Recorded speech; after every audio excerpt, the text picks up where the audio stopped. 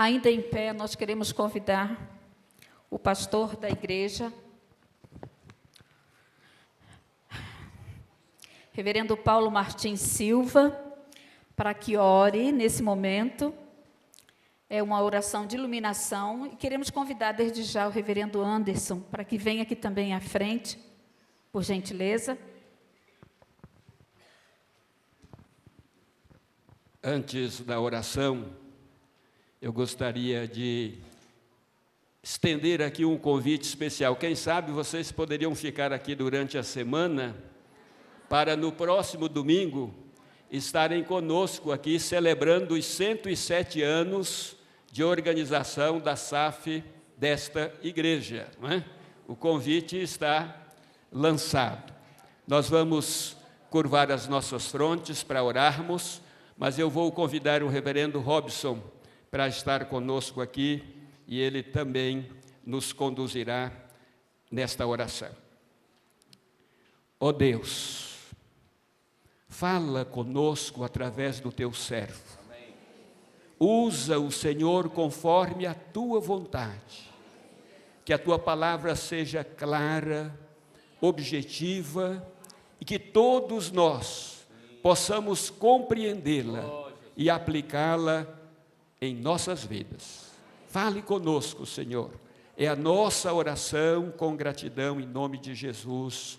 Amém. Amém. Nós te louvamos, ó Deus, porque nesta tarde experimentamos o gozo celestial, na comunhão da tua igreja, do teu povo, exaltando o teu nome, glorificando ao Senhor, reconhecendo, ó Deus, as tuas grandezas. E nesta hora que vamos ouvir a tua palavra, usa o teu servo, fala ao nosso coração, ó Deus, para que as nossas vidas sejam cheias do teu poder e da tua presença, para testemunhar do glorioso nome de Jesus. Amém.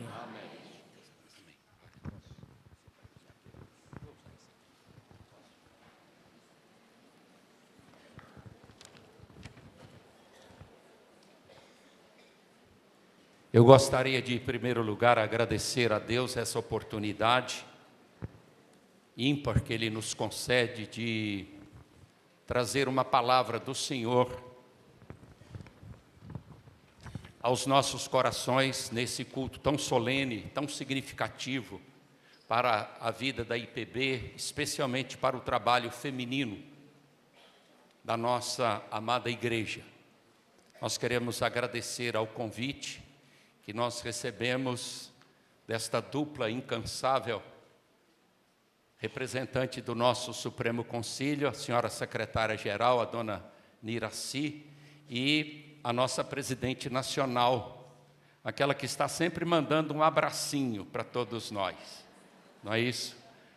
Nós louvamos a Deus por essas irmãs que têm sido assim expoentes, usadas por Deus para a realização desse trabalho. Que Deus continue abençoando as irmãs, as secretárias, toda a diretoria. E nós louvamos a Deus porque são 135 anos de bênçãos que o Senhor tem derramado. E ter escolhido o leste de Minas, para nós é uma alegria muito grande. Nós sonhávamos com isso, nós aguardávamos esse momento. E nós queremos louvar a Deus por esse dia, por essa hora, e reconhecer o trabalho da Vivian também, como a nossa presidente da Sinodal aqui, leste de Minas, essa irmã incansável com a sua diretoria e executiva. Quando ela disse que haveria esse culto, ela realmente estava assim abraçando essa causa. Todos sabem, não é, que um culto desse demanda realmente uma logística muito grande, mas o Senhor tem dado a Vivi e a sua equipe muita sabedoria, muito esforço. E eu louvo a Deus, porque aqui dessa região tão escondidinha do nosso Brasil, teve uma época que Alto Jequitibá nem havia no mapa. Mas aqui é o berço do presbiterianismo dessa vasta região, que se estendeu pelo vale do Rio Doce, Espírito Santo, parte do Rio de Janeiro, porque homens como Aníbal Nora, Cícero Siqueira, Wilson de Souza Lopes, foram homens incansáveis no trabalho do Senhor. Homens que tinham uma visão não só local, mas regional, nacional e mundial. Mas homens que tiveram ao seu lado mulheres valorosas. E já foi citado aqui pela nossa presidente nacional, o nome da dona Cecília Rodrigues Siqueira, que militou aqui nessa igreja por longos anos, não só na igreja, mas na educação. Uma mulher que durante 15 anos foi secretária-geral do trabalho feminino, mulher que representou a nossa igreja, o trabalho feminino, no Brasil e em várias partes do mundo. Uma educadora excelente. E é por isso que o segundo domingo, não é, de fevereiro, é a data mais próxima do aniversário dela, em homenagem a essa irmã. E depois, a nossa irmã, dona Nadir Werner, que casou com Alfredo Werner, aqui dessa cidade, e veio morar aqui, e virou uma jequitibaense. Não é? E ela fez para nós, não é, um trabalho magnífico, substituiu a dona Cecília na Secretaria-Geral, e ela viu a necessidade de ter um órgão de informação escrito para divulgar o trabalho. E ela criou o primeiro informativo, uma página só, uma folhinha só. É o germen da SAF em Revista. E depois ela foi desenvolvendo aquele trabalho. E hoje nós temos essa revista tão abençoada que tem servido para fortalecer o trabalho feminino. E nós, homens, né, pegamos de vez em quando uma carona na SAF em Revista, é isso, com aquelas mensagens maravilhosas, aqueles ensinamentos. Nós, pastores, não é, nas datas, não é, sempre tem lá um acróstico, sempre tem lá uma meditação, uma poesia, e nós, assim, somos muito abençoados por este órgão informativo da nossa SAF, a SAF em Revista. Então, que Deus continue abençoando o trabalho feminino aqui na nossa região e também no Brasil inteiro. E nós louvamos a Deus, porque no passado Deus levantou mulheres corajosas, trabalhadoras, sábias, e hoje Ele tem levantado mulheres assim. E eu tenho certeza que Ele vai continuar levantando, porque a obra é do Senhor, o trabalho é do Senhor, e o trabalho do Senhor, ele é sempre um trabalho vitorioso. Mas quando eu fiquei sabendo que esse quadriênio tinha o tema Orai sem cessar, aquilo mexeu com o meu coração. Eu disse, agora eu acho que essa igreja vai mais para frente. A igreja presbiteriana tem tudo para dar um salto muito grande, porque as mulheres entenderam que nós precisamos orar mais. Porque nós conhecemos muito sobre oração. Nós, presbiterianos, nós somos educados e nascemos num berço onde nós ouvimos mensagens, estudos, ensinamentos preciosos sobre a oração. Mas nem sempre nós temos orado como nós deveríamos orar. E entre o saber e o praticar existe um espaço muito grande. E quando a gente ficou sabendo que as irmãs estariam nesse quadriênio estudando sobre esse tema, meu coração encheu de alegria.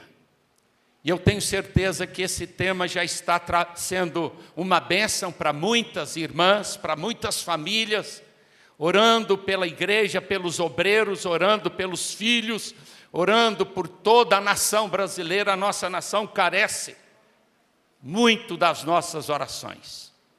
E é essa palavra que nós temos para dar à igreja reunida aqui em gratidão, nessa tarde, quase início de noite.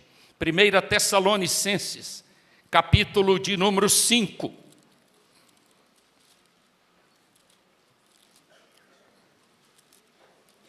Primeira Tessalonicenses 5, 12 a 22. Agora vos rogamos, irmãos, que acateis com apreço os que trabalham entre vós e os que vos presidem no Senhor e vos admoestam, e que os tenhais com amor em máxima consideração, por causa do trabalho que realizam. Vivei em paz uns com os outros.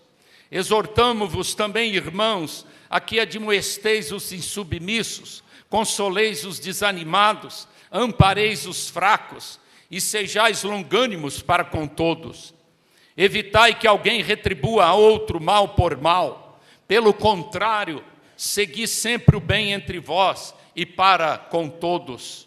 Regozijai-vos sempre, orai sem cessar. Em tudo dai graças, porque esta é a vontade de Deus, em Cristo Jesus para convosco. Não apagueis o espírito, não desprezeis as profecias, julgai todas as coisas, retende o que é bom, abstende-vos de toda forma de mal. Querido Deus, a Tua palavra foi lida. A Tua palavra é a revelação que o Senhor trouxe para nós, uma revelação perfeita. E nós sabemos que esse livro é inspirado pelo Senhor. E nós pedimos a iluminação para entender melhor o que o Senhor tem para nós. Continua falando ao nosso coração, Senhor Deus. Tira qualquer distração, tira aquilo que possa prejudicar a nossa sintonia com o Senhor.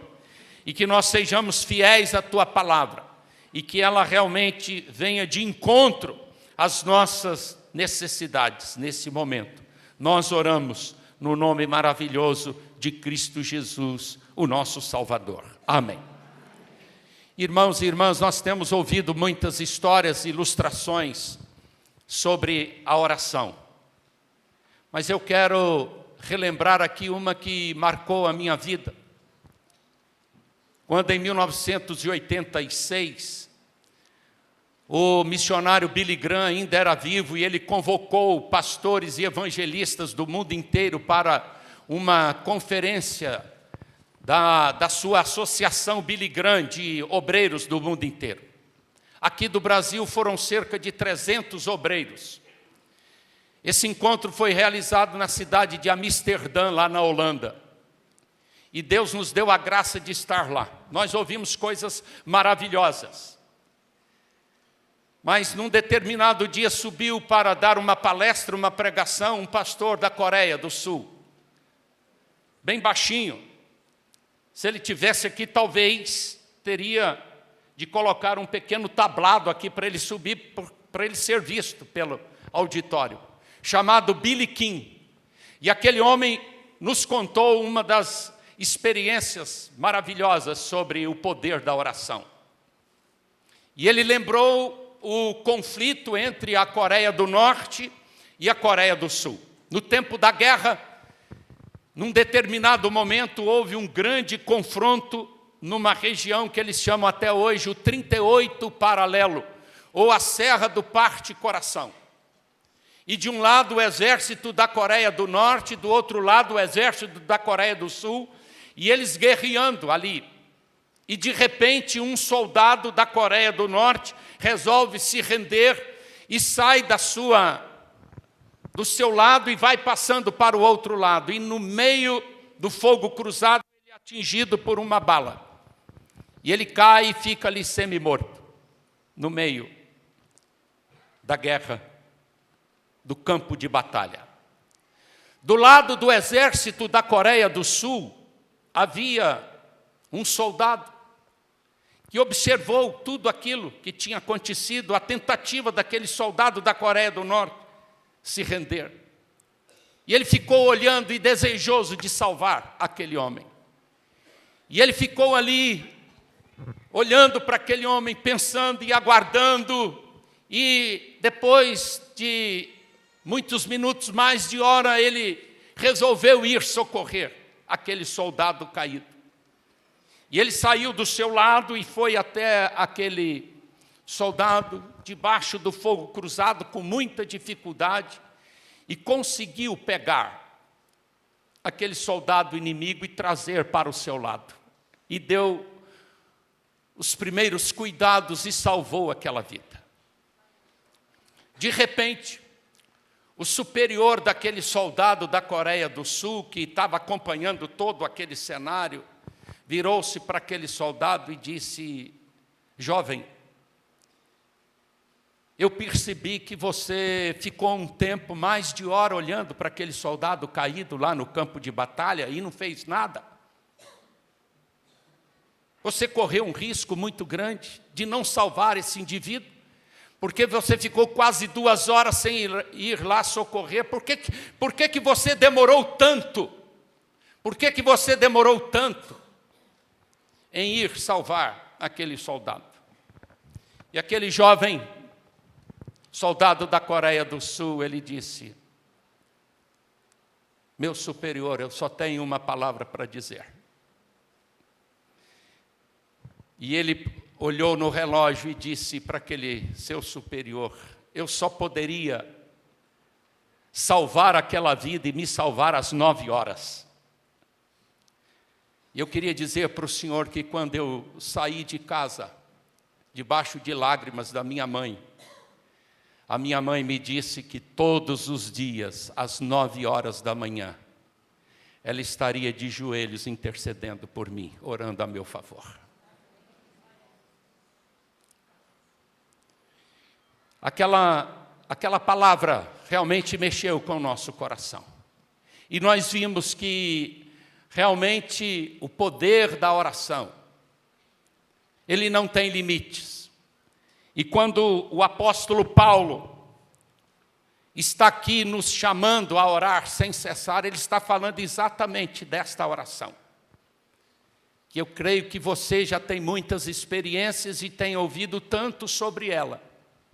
Mas nós somos desafiados pelas irmãs nesse quadriênio a orarmos sem cessar. Esse texto que nós lemos, aonde está fundamentado esse tema, nós vemos aqui Paulo falando aos crentes de Tessalônica, logo no início da formação daquela igreja, por volta do ano 51 depois de Cristo. Paulo tinha constituído líderes que tinham a incumbência de exercer o cuidado e a supervisão espiritual, os quais deveriam ser tratados não apenas com respeito, mas que mostrassem a eles amor. Os líderes devem ser honrados, ele está ensinando isso aqui, não por causa do seu status, mas por servirem de acordo com os ensinamentos de Jesus Cristo, tendo como Jesus Cristo o modelo maior de servo. E o Dr. Shedd, comentando esse texto, ele disse que Paulo apresenta aqui, em 1 Tessalonicenses 5, de 12 a 22, um resumo das virtudes cristãs. Esses versículos fornecem os princípios fundamentais para uma vida espiritual sadia, em sentenças curtas e separadas, que apesar de sua brevidade, são para os cristãos as prioridades para uma vida cristã bem-sucedida. E é lógico que nós não temos como retirar todas essas virtudes, esses ensinamentos aqui desse texto. Mas o nosso foco, com certeza, tem de ser o versículo de número 17. Orai sem cessar. Mas pensando nesse tema, o Senhor trouxe ao meu coração uma pergunta que eu quero tomar como base e tema para essa mensagem e tentar respondê-la aqui para a nossa edificação. E a pergunta é esta: por que Paulo está dizendo orai sem cessar? Por que nós temos de orar sem cessar? Quais as razões? Por que orar sem cessar? E eu quero apresentar aqui algumas razões pelas quais Paulo está corretíssimo e as irmãs estão corretas também em convocar a IPB para um tempo de oração. para um tempo de oração. Em primeiro lugar, nós temos de orar sem cessar, porque é uma ordem bíblica. A voz de Paulo aqui não é uma voz opcional, não é uma voz condicional. Ele não está falando aqui num tom de uma possibilidade.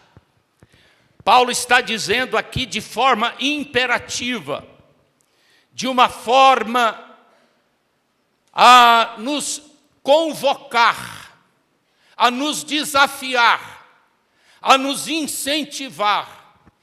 E como nós poderíamos afirmar, ele está aqui nos obrigando a orar. Ele está dizendo, se você quer ter uma vida cristã saudável, se você quer ter uma igreja saudável, você tem de orar. Nós temos de orar porque nós estamos debaixo de uma ordem. E vocês lembram muito bem de Lucas 18:1, quando Jesus contou uma parábola que ele coloca lá Lucas coloca sobre o dever. Lembram dessa palavra? Esse de Lucas 18:1 não é de uma opção, é de um dever. Dever é uma ordem, é uma necessidade de orar sempre e nunca esmorecer.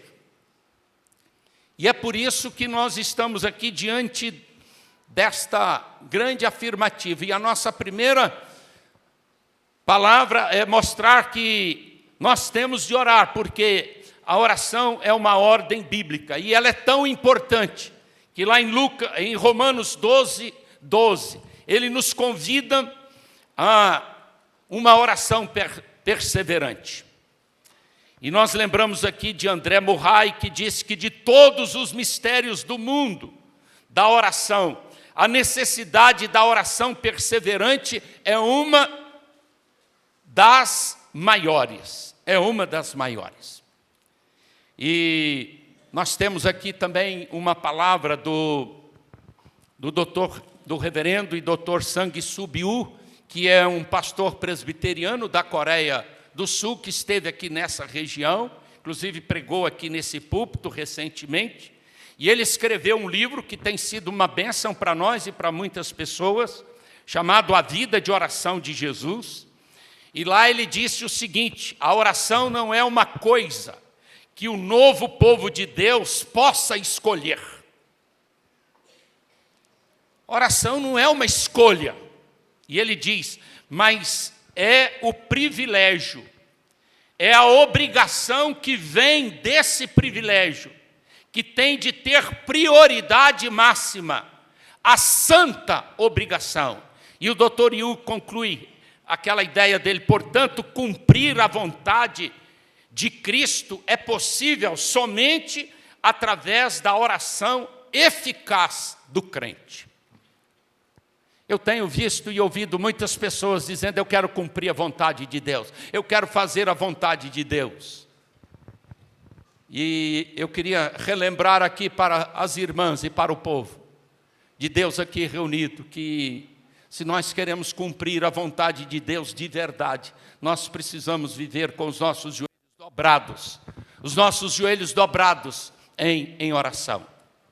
Porque quando Paulo disse orai sem cessar, ele está nos dando uma ordem, ele está nos dando uma determinação, e é a marca, quem sabe, número 1 do verdadeiro cristão.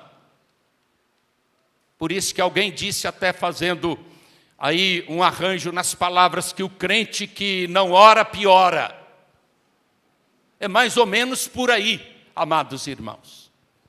Em segundo lugar, nós temos de orar sem cessar, porque a oração precisa ter prioridade e ocupar todas as esferas da vida cristã.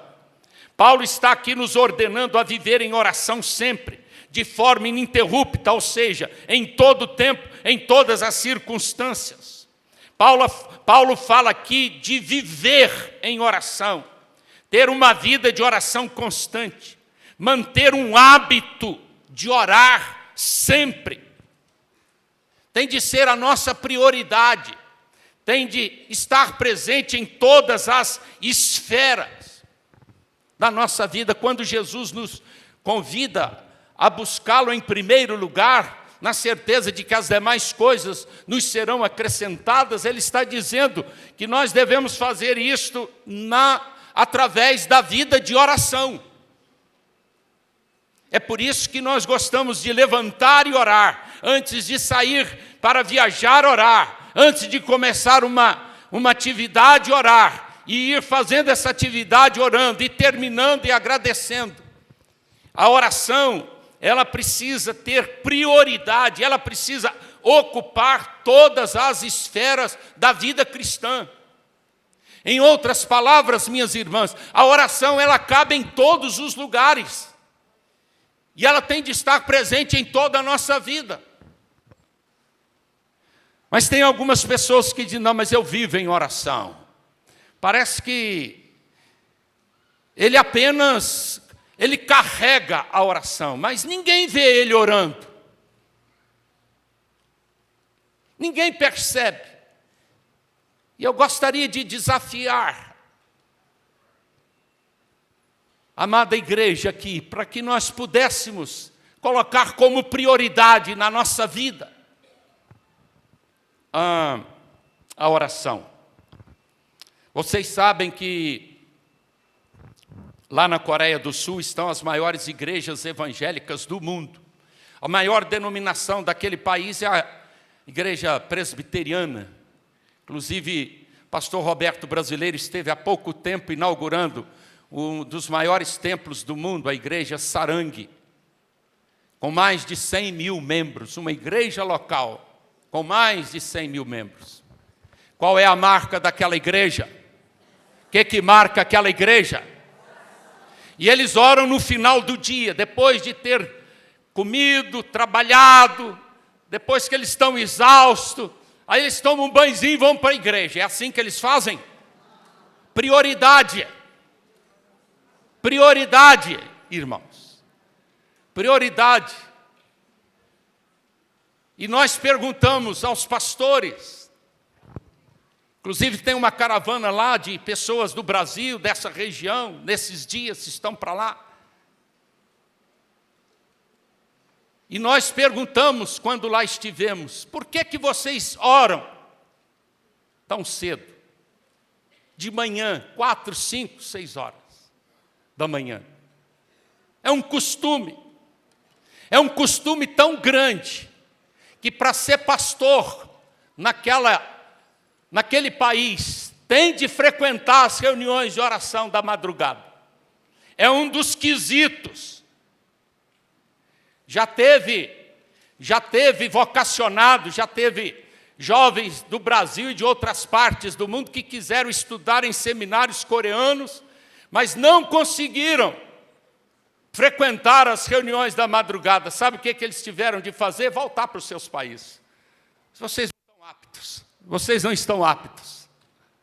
E quando nós perguntamos por que vocês oram tão cedo, eles disseram, porque nós entendemos que antes de falar com o mundo, falar com as pessoas, nós temos de falar em primeiro lugar com Deus. Isso é prioridade, irmãos. Quando Paulo disse orai sem cessar, ele está dizendo exatamente isso, que nós devemos colocar a oração como prioridade na nossa vida. Em terceiro lugar, nós temos de orar sem cessar, porque nós somos tentados a todo instante e não podemos cair. Nós somos tentados a todo instante e não podemos cair.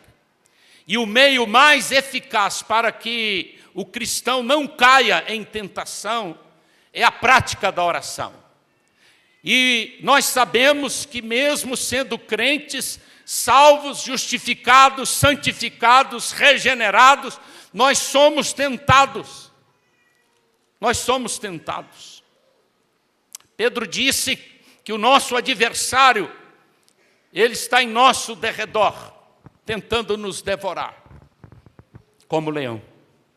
Mateus 26, 41 e Marcos 14, 38 diz que o espírito, na verdade, está pronto, mas a carne é fraca.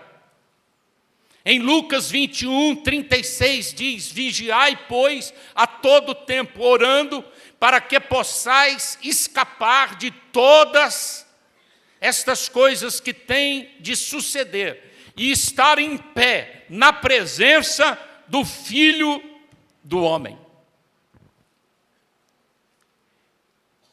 Nós precisamos entender cada vez mais isso, que o instrumento, o meio, a maneira que Deus colocou para nós, para que nós possamos contra-atacar o inimigo, é através da oração. Quando Paulo mandou a gente revestir da armadura de Deus, depois que ele falou das peças da armadura, ele diz: e orando, orando.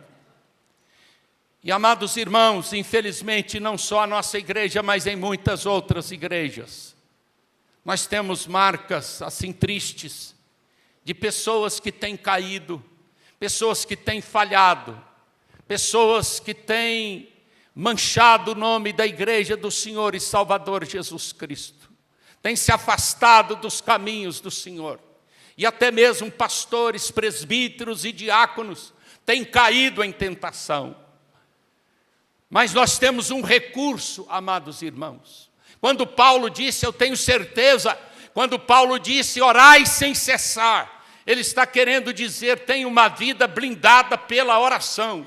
E se você tiver essa vida blindada pela oração, você vai estar mais preparado para enfrentar os dardos inflamados do inimigo e as tentações que são constantes e diárias e que aumentam cada vez mais nos nossos dias. E elas estão presentes dentro da própria igreja. Dentro da própria igreja. Nas nossas reuniões, nos nossos cultos, as tentações estão cada vez mais presentes. E nós sabemos que Jesus escapou também. Ele foi tentado, mas ele escapou das tentações. E um autor disse que durante todo o tempo do ministério de Jesus, aparecem em formas de ataques e provas de Satanás, em várias ocasiões. E esse autor diz que o primeiro ataque de Satanás a Jesus foi antes do ministério dele, lá no deserto.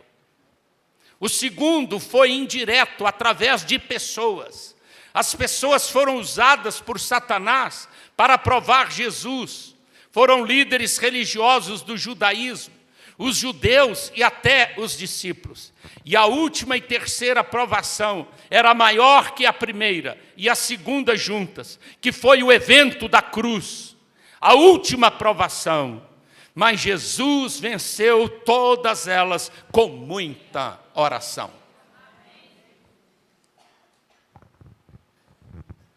Em quarto lugar, nós temos de orar sem cessar, porque nós precisamos exercer o ministério da intercessão.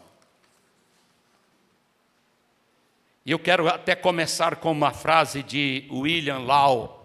Ele disse que não há nada que nos faça amar tanto uma pessoa, quanto orar por ela.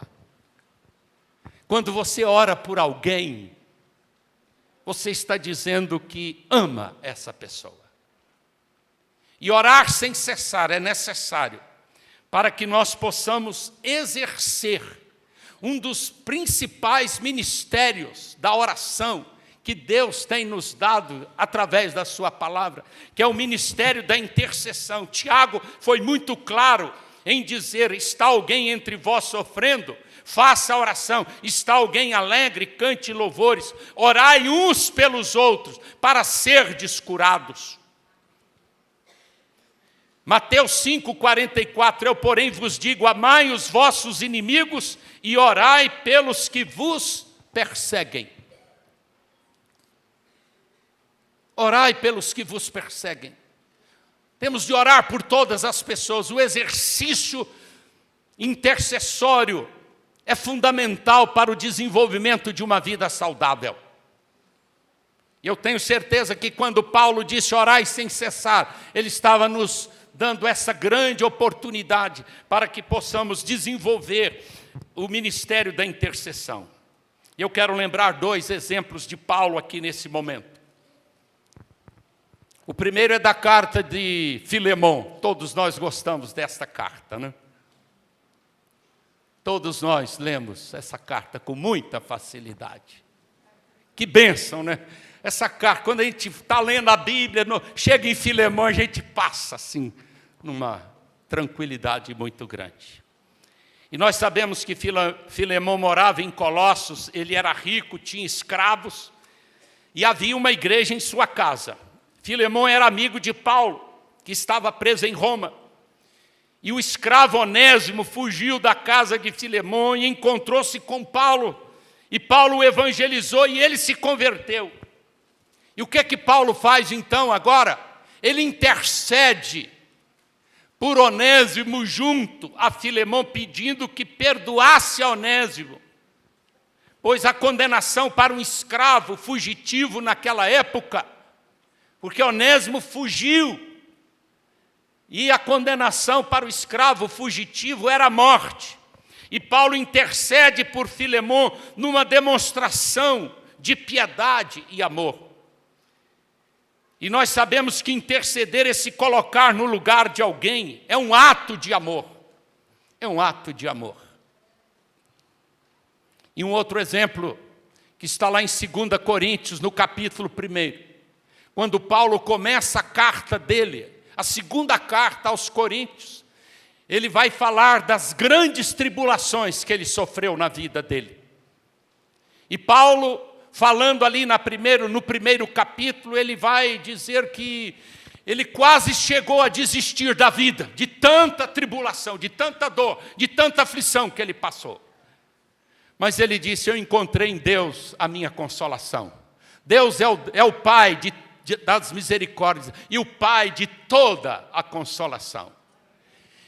E Paulo encontrou ali, ele descreve no capítulo 1, ele encontrou e olhou para os sofrimentos de Cristo.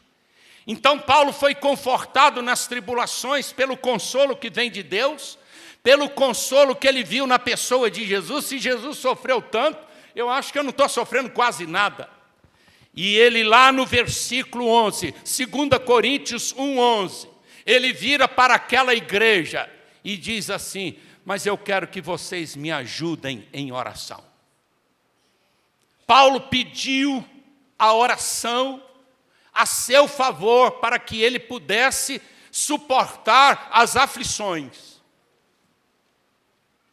Paulo está dizendo ali e abrindo um espaço para a intercessão. E eu queria dizer uma coisa muito importante aqui para a igreja. Quando alguém pedir para você interceder por ela, interceda por ela. Ela não está dizendo assim: conte o meu problema para as outras pessoas. Ela não está falando isso. Porque de repente alguém chega e abre o seu coração para você e pede as suas orações. É para você falar com Deus. É para você falar com Deus por essa pessoa. Porque aquela pessoa confiou em você. E às vezes ela não quer que outras pessoas saibam daquilo que ela está passando naquele momento. Então, se alguém te pedir uma palavra de oração, uma ajuda em oração, ore ao Senhor. Mas eu quero dizer também que nós não podemos viver apenas da oração do outro. Pedir para que os outros intercedam por nós. Nós temos de pedir as orações e precisamos de orar. E interceder, então, é se colocar no lugar de alguém que sofre. É um ato de amor. Em quinto lugar, nós temos de orar sem cessar, porque nós temos necessidade de sabedoria para tomar decisões. A vida é feita de escolhas. Se escolhemos bem, temos uma vida melhor. Mas se não escolhermos bem, nós sofreremos as mais tristes consequências. Daí a necessidade de orar sem cessar. Quantas vezes estamos com aquela dúvida cruel, não sabemos para onde ir, o que fazer, o que realizar.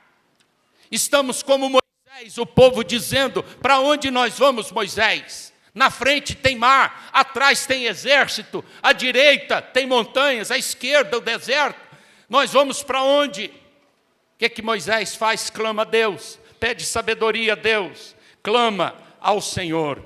E o Senhor lhe dá realmente a direção certa. E um dos maiores exemplos que você conhece, e nós temos de colocá-lo em prática, é que o Senhor Jesus, antes de escolher os seus 12 apóstolos, ele passou uma noite em oração, clamando a Deus, pedindo sabedoria a Deus, pedindo que Deus o orientasse, para que ele pudesse fazer a escolha certa. E até depois, quando houve a necessidade de escolher o substituto para Judas, a igreja esteve em oração. Em sexto lugar, nós temos de orar, porque nós precisamos de força e coragem para enfrentar as adversidades. Precisamos de força, sabe por quê? Porque o cansaço está tomando conta de muitas pessoas. Eu recebi há poucos dias, e eu creio que algumas pessoas aqui devem ter lido, a última edição da revista Ultimato, agora de novembro e dezembro, e a tela principal, o título principal é o cansaço é coisa séria. E lá a reportagem diz o seguinte, que o cansaço altera o modo como vemos as coisas e nos leva a agir de maneira diferente da que agiríamos se estivéssemos descansados.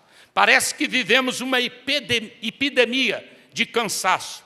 É o que dizem alguns estudos. E aí, prestem atenção, uma pesquisa Ibope Inteligência apontou que 98% dos brasileiros dizem ter algum nível de cansaço físico ou mental. Os jovens de 20 a 29 anos são os mais cansados. E ele termina a estatística dizendo: 99% dos entrevistados nessa faixa etária afirmam estar exaustos. Como que nós vamos vencer o cansaço? Como nós vamos vencer as adversidades? Somente por meio da oração. Em sétimo lugar, temos de orar sem cessar, porque nós precisamos da iluminação de Deus para compreender corretamente a palavra do Senhor. É fácil ler a Bíblia, irmãos? É fácil compreender a Bíblia?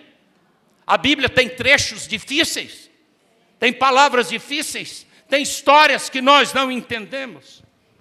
A Bíblia é a revelação de Deus. A Bíblia é um livro inspirado por Deus. Mas a terceira doutrina que nós precisamos de aprender e precisamos buscar muito em oração é a iluminação. A confissão de fé diz que iluminação é a atuação de Deus na mente e no coração do ser humano através da ação do Espírito Santo, capacitando para compreender o ensino correto da Bíblia. Então, antes de ler a palavra de Deus, peça a direção ao Senhor, porque quem abre o nosso entendimento é o Senhor. Vocês lembram da conversão de Lídia? De Tiatira, vendedora de púrpura? Paulo pregou, mas quem abriu o entendimento dela? Quem deu entendimento para que ela aceitasse e compreendesse a palavra de Deus? O Senhor. Então nós precisamos de orar sem cessar, para que possamos compreender melhor a palavra do Senhor.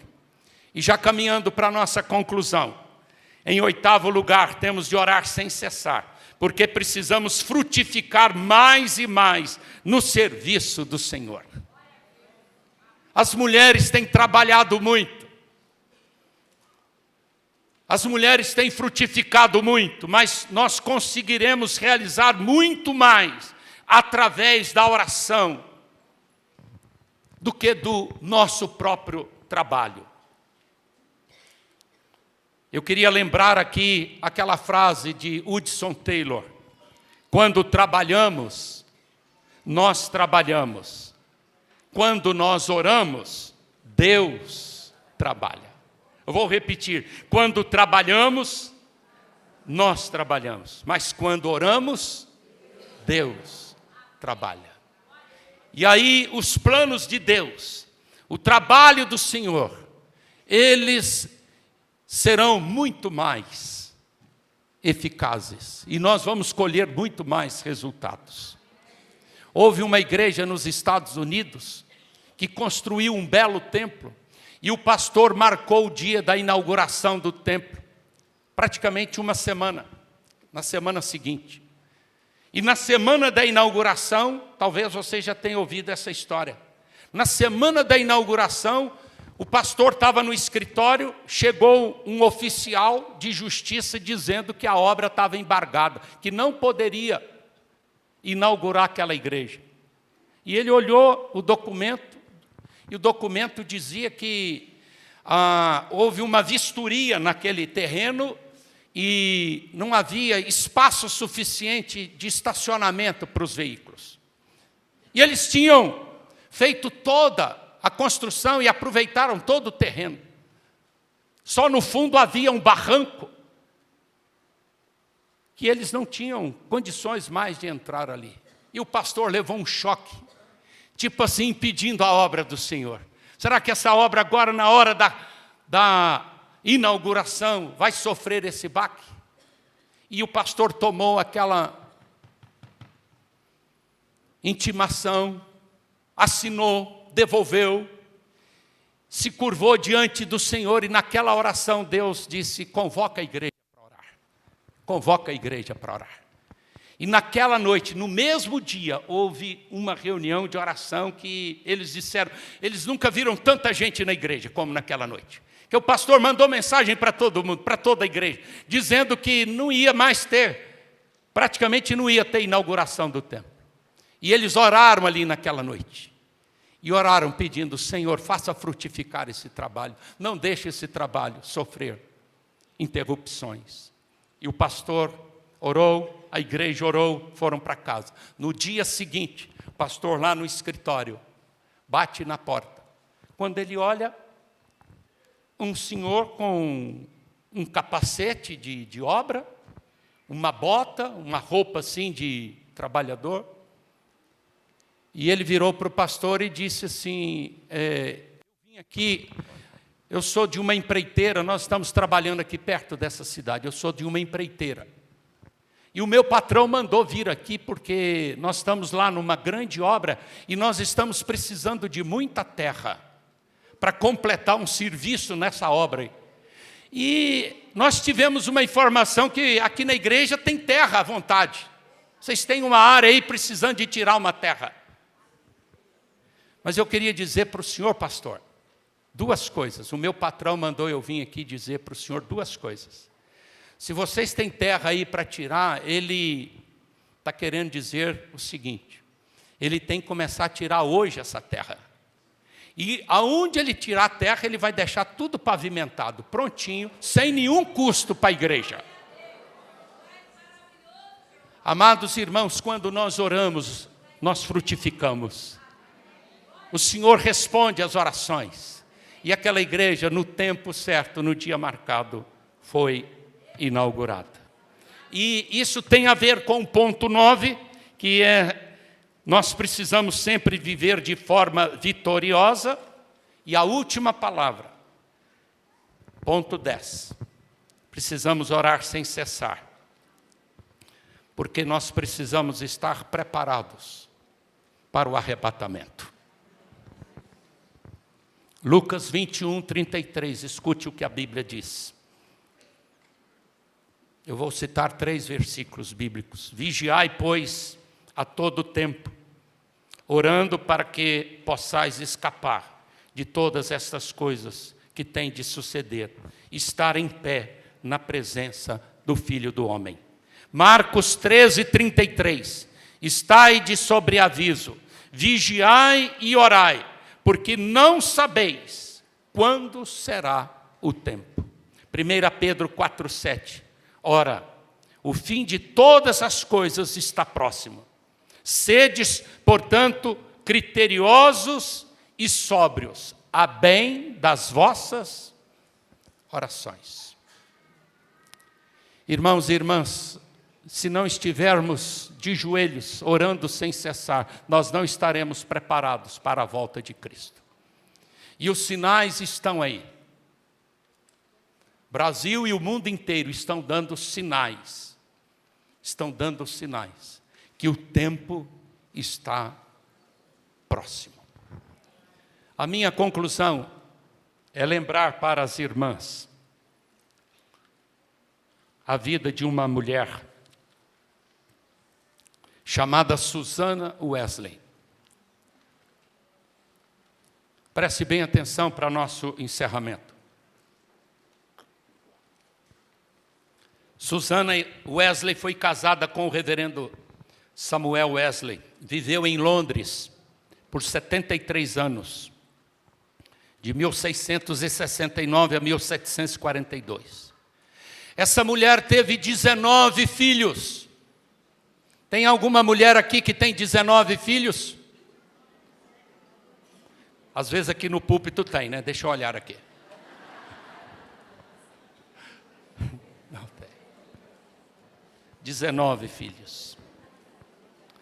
Sua casa passou por uma tragédia certa vez, com um incêndio. Quando o filho de 5 anos, que era o 15º, quase morreu queimado, mas foi salvo milagrosamente. Quando ele foi salvo, Susana Wesley se lembrou de Zacarias 3:2. Esse é um filho tirado do fogo. E esse filho foi John Wesley, era John Wesley. Grande teólogo e pregador, um dos maiores pastores, um dos maiores teólogos e pregadores da Europa. Outro filho de Susana Wesley, chamado Charles Wesley, se tornou um ministro de adoração e escreveu quase 9.000 hinos. Mas na casa de Susana Wesley, prestem atenção, irmãs, mulheres, na casa de Susana Wesley, havia culto doméstico todo dia. Ela dirigia com tanta alegria e entusiasmo que os vizinhos vinham participar desse culto. Ela alfabetizava seus filhos usando a Bíblia. E ela se trancava todos os dias dentro do quarto para ficar a sós com Deus. E ela dizia: essa hora eu dedico a Deus. Meus filhos são importantes, mas o Senhor Deus é mais importante do que os meus filhos. Que nós possamos aprender com essas mulheres, que nós possamos orar por causa dessas razões e tantas outras, e que nós saiamos daqui com a disposição de continuar orando e não parar de orar, jamais, em todo tempo, em todo lugar, em qualquer momento, é lugar de oração, e isso vai nos fazer crentes mais saudáveis, mais vitoriosos. Que Deus nos abençoe. Amém?